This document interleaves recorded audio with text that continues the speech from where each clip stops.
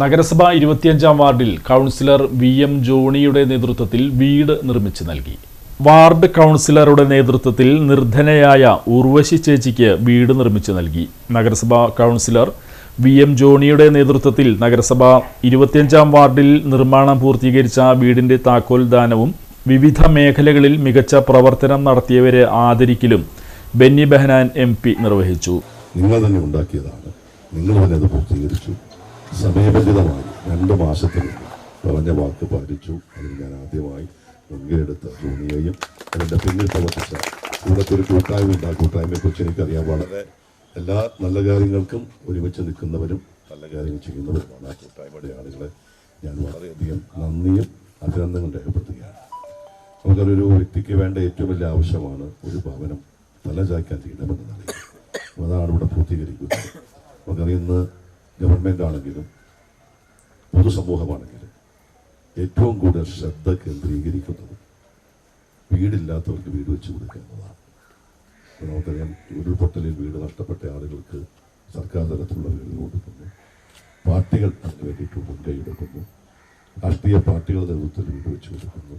ഇതെല്ലാം നമ്മുടെ സമൂഹത്തിൻ്റെ, കേരളീയ പൊതുസമൂഹത്തിൻ്റെ ഏറ്റവും വലിയ ഒരു നന്മയുടെ വശമായി നമ്മൾ കാണിക്കുകയാണ്. ഇവിടെ ഞാൻ ദീർഘമായൊരു പ്രസംഗത്തിനൊന്നും മുതിരുന്നില്ല. ഉർവശി ചേച്ചിക്കല്ല ഐശ്വര്യവും സന്തോഷവും സമാധാനവും ഉണ്ടായിട്ട് ഇവിടുത്തെ പേരുകളൊക്കെ എന്ന് പറയുന്നത് ഉർവശി, ഹണി എന്ന് രസമായിട്ട് ഞാൻ ഇതിൽ കാണുന്ന മറ്റൊരു പ്രത്യേകത അതുകൂടി ഞാൻ പ്രത്യേകിച്ചു. ഇവിടെ ഒരു കൂട്ടായ്മയുണ്ട്. ഞാൻ പറയുന്നത് ആ കൂട്ടായ്മ നമുക്ക് നിലനിർത്തണം.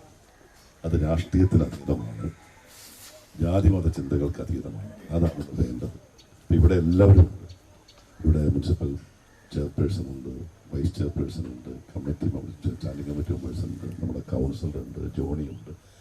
അപ്പോൾ ഇത്തരം പ്രവർത്തനങ്ങൾ നടത്തുമ്പോൾ നമുക്കൊരു നാടിൻ്റെ കൂട്ടായ്മ വീട് വെച്ച് കൊടുക്കുന്നു, ഉർവശി ചേച്ചിക്ക് വീട് വെച്ച് കൊടുക്കുന്നു എന്ന് മാത്രമല്ല, എല്ലാവരുടെയും സഹകരണത്തോടു കൂടി, എല്ലാവരുടെയും സന്മനസ്സോട് കൂടിയിട്ടുള്ള ഒരു പ്രവർത്തനമാണ് നടക്കുന്നത്. അതാണ് ഒരു നാടിന് ആവശ്യം.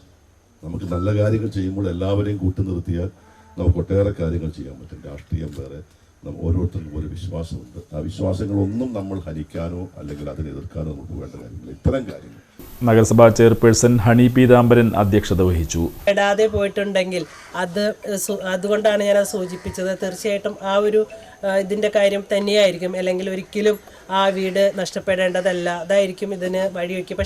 പക്ഷേ ചില നിമിത്തങ്ങളുണ്ടല്ലോ, ജോണിക്കുട്ടനെ ആയിരിക്കും അത് കൊടുക്കാനുള്ളൊരു നിമിത്തം വന്നത്. അതുകൊണ്ടായിരിക്കും ഇങ്ങനെ നടത്തപ്പെട്ടത്. തീർച്ചയായിട്ടും നമുക്ക് അത് അഭിനന്ദിക്കേണ്ട കാര്യം തന്നെയാണ്. പിന്നെ നേരത്തെ ജോണിക്കുട്ടൻ പറഞ്ഞ പോലെ നഗരസഭ നമ്മൾ ഒരു ഇലക്ഷൻ സമയത്ത് മാത്രമാണ് രാഷ്ട്രീയം എന്നത് കാണേണ്ടതുള്ളൂ. അത് കഴിഞ്ഞാൽ എല്ലാവരുടെയും ഏത് ആളായാലും, MP ആയാലും MLA ആയാലും അതേപോലെ ഏത് ജനപ്രതിനിധികളായാലും വികസനം എന്ന സ്വപ്നമായിരിക്കണം കാണേണ്ടതെന്ന് വിശ്വസിക്കുന്ന ഒരു വ്യക്തിയാണ് ഞാൻ. അതുകൊണ്ട് തന്നെ കൊടുങ്ങല്ലൂർ നഗരസഭയിൽ അങ്ങനെ ഒരു പ്രതിപക്ഷത്തെയോ അല്ലെങ്കിൽ വേറെ അങ്ങനെ ഒരു കക്ഷി നേതാക്കളെയോ കണ്ടുകൊണ്ടല്ല കൊടുങ്ങല്ലൂർ നഗരസഭയുടെ ഭരണം മുന്നോട്ട് പോകുന്നത്. കൊടുങ്ങല്ലൂരിൻ്റെ വികസനം എവിടെയാണോ അത് കക്ഷി രാഷ്ട്രീയ ഭേദം ഇല്ലാതെ തന്നെ കൊണ്ടുപോകണം എന്നതാണ് ഈ കാലഘട്ടത്തിൽ ചെയർപേഴ്സൺ എന്നുള്ള രീതിയിലും ഭരണസമിതി എന്നുള്ള രീതിയിലും ഞങ്ങളുടെ ഈ തീരുമാനങ്ങൾ.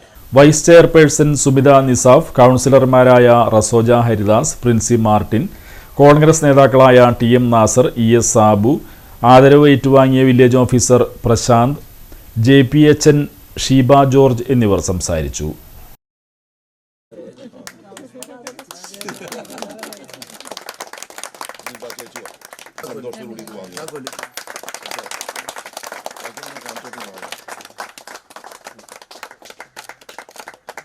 ബാക്കി കാര്യങ്ങളൊക്കെ ഞാൻ ചെയ്തോളാം. നടന്നു ജോഷി തുറന്നു.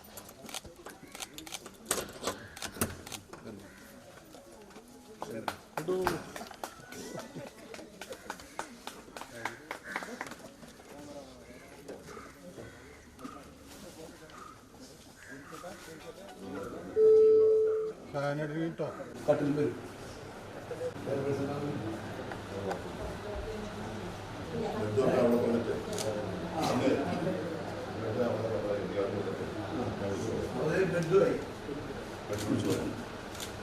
കട്ടിൽ വാങ്ങിച്ചിട്ട് കട്ടിലിന്റെ സൈസ് കട്ടിലിന്റെ സൈസ് വന്നിട്ട് ഞാൻ അറിയാതെ വിളിച്ചു പറയാം. അപ്പോൾ കൊണ്ടല്ലോ അവരോട്